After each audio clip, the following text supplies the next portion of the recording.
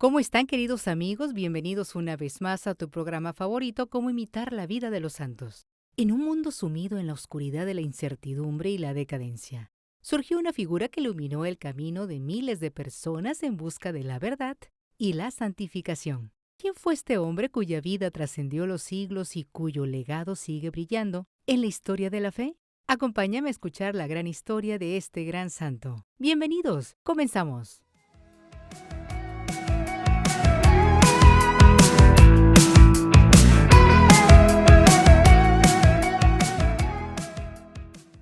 En 1980, el Santo Padre Juan Pablo II nombró a San Benito como patrono de toda Europa. ¿Sabes que el nombre de Benito significa bendecido?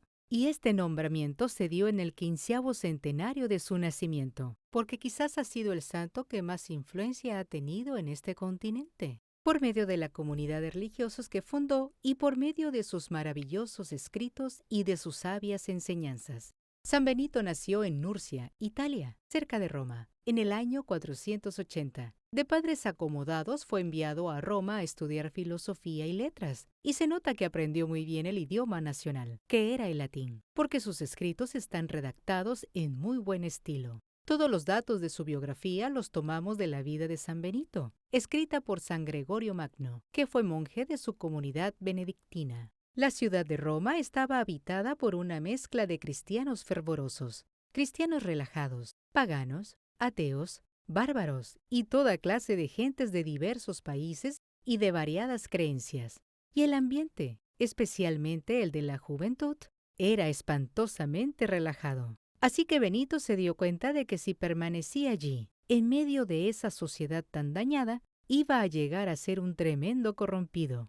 Y sabía muy bien que en la lucha contra el pecado y la corrupción resultan vencedores los que en apariencia son cobardes, o sea, los que huyen de las ocasiones y se alejan de las personas malvadas. Por eso huyó de la ciudad y se fue a un pueblecito alejado, a rezar, meditar y hacer penitencia. Pero sucedió que en el pueblo a donde llegó, obtuvo un milagro sin quererlo. Vio a una pobre mujer llorando porque se le había partido un precioso jarrón que era ajeno. Benito rezó y le dio la bendición, y el jarrón volvió a quedar como si nada le hubiera pasado. Esto conmovió mucho a las gentes del pueblo, y empezaron a venerarlo como un santo.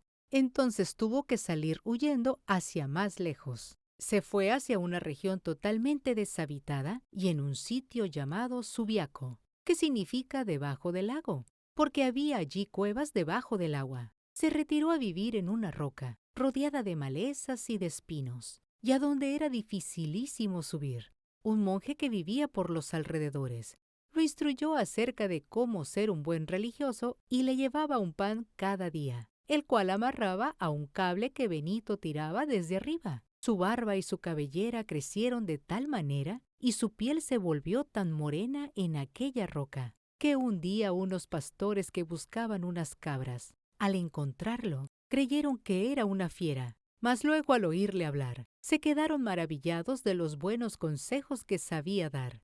Contaron la noticia y mucha gente empezó a visitarlo para pedirle que les aconsejara y enseñara. Y sucedió que otros hombres, cansados de la corrupción de la ciudad, se fueron a estos sitios deshabitados a rezar y a hacer penitencia. Y al darse cuenta de la gran santidad de Benito, aunque él era más joven que los otros, le rogaron que hiciera de superior de todos ellos. El santo no quería, porque sabía que varios de ellos eran gente difícil de gobernar, y porque personalmente era muy exigente con los que querían llegar a la santidad, y sospechaba que no le iban a hacer caso. Pero tanto le rogaron que al fin aceptó el cargo de superior. Con todos ellos fundó allí 12 pequeños conventos de religiosos, cada uno con un superior o abad. Él tenía la dirección general de todo. Cuando algunos de aquellos hombres se dieron cuenta de que Benito como superior era exigente y no permitía vivir pretendiéndole una vela a Dios y otra al diablo, que no permitía vivir esa vida de retiro tan viciosamente como si se viviera en el mundo, dispusieron deshacerse de él y matarlo, y echaron un fuerte veneno en la copa de vino que él se iba a tomar. Pero el santo dio una bendición a la copa, y ésta saltó por los aires hecha 1000 pedazos. Entonces se dio cuenta de que su vida corría peligro entre aquellos hombres, y renunciando a su cargo, se alejó de allí. Al joven Benito le llegaron espantosas tentaciones impuras. A su imaginación se le presentaban las escenas más corruptoras y le llegaba el recuerdo de cierta mujer que él había visto hacía tiempo y sentía toda la fuerza de la pasión. Rezaba y pedía ayudas al cielo, y al fin, cuando sintió que ya iba a consentir, se lanzó contra un matorral, lleno de punzantes espinas, y se revolcó allí, hasta que todo su cuerpo quedó herido y lastimado. Así, mediante esas heridas corporales logró curar las heridas de su alma, y la tentación impura se alejó de él. Con unos discípulos que le habían sido siempre fieles, San Mauro, San Plácido y otros, se dirigió hacia un monte escarpado, llamado Monte Casino.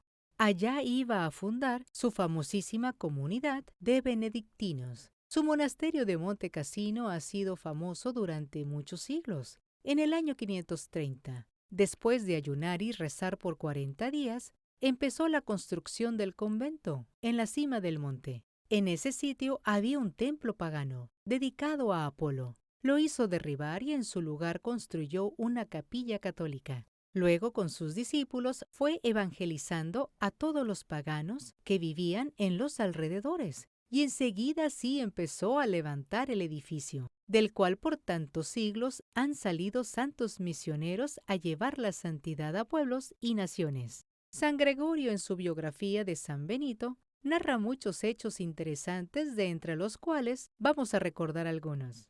El joven Plácido cayó en un profundo lago y se estaba ahogando. San Benito mandó a su discípulo preferido Mauro: láncese al agua y sálvelo. Mauro se lanzó enseguida y logró sacarlo sano y salvo hasta la orilla. Y al salir del profundo lago, se acordó de que había logrado atravesar esas aguas sin saber nadar.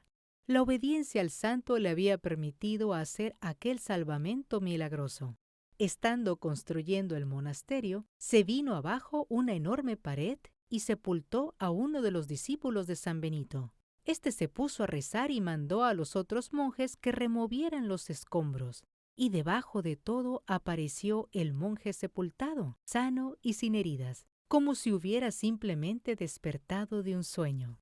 Estaban sus religiosos constructores tratando de quitar una inmensa piedra, pero ésta no se dejaba ni siquiera mover un centímetro. Entonces el santo le envió una bendición, y enseguida la pudieron remover de allí como si no pasara nada. Por eso, desde hace siglos, cuando la gente tiene algún grave problema en su casa que no logra alejar, consigue una medalla de San Benito y le reza con fe, y obtiene prodigios. Es que este varón de Dios tiene mucho influjo ante nuestro Señor. Hubo una gran escasez en esa región y San Benito mandó repartir entre los pobres todo el pan que había en el convento. Solamente dejó 5 panes, y los monjes eran muchos. Al verlos aterrados ante este atrevimiento, les dijo: ya verán que el Señor nos devolverá con la misma generosidad con la que hemos repartido. A la mañana siguiente llegaron a las puertas del monasterio 200 bultos de harina, y nunca se supo quién los envió.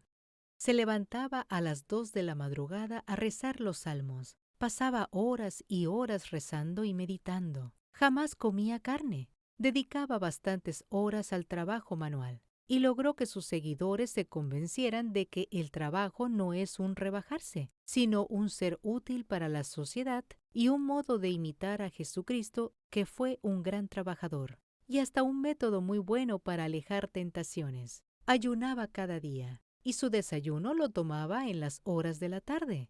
La mañana la pasaba sin comer ni beber. Atendía a todos los que le iban a hacer consultas espirituales, que eran muchos, y de vez en cuando se iba por los pueblos de los alrededores con sus monjes a predicar y a tratar de convertir a los pecadores. Su trato con todos era extremadamente amable y bien educado. Su presencia era venerable.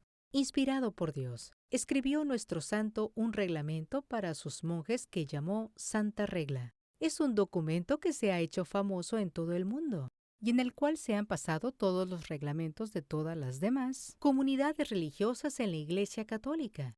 Y los que vivieron con él afirmaban que todo lo bueno que recomienda en su Santa Regla lo practicaba él en su vida diaria. Con estos principios, su comunidad de benedictinos ha hecho inmenso bien en todo el mundo en 15 siglos. En el año 543 estaba el santo en la ceremonia del Jueves Santo. Cuando se sintió morir, se apoyó en los brazos de 2 de sus discípulos y elevando sus ojos al cielo, cumplió una vez más lo que tanto recomendaba a los que lo escuchaban. Hay que tener un deseo inmenso de ir al cielo. Y lanzando un suspiro, como de quien obtiene aquello que tanto había anhelado. 2 de sus monjes estaban lejos de allí rezando, y de pronto vieron una luz esplendorosa que subía hacia los cielos y exclamaron: «Seguramente es nuestro Padre Benito que ha volado a la eternidad».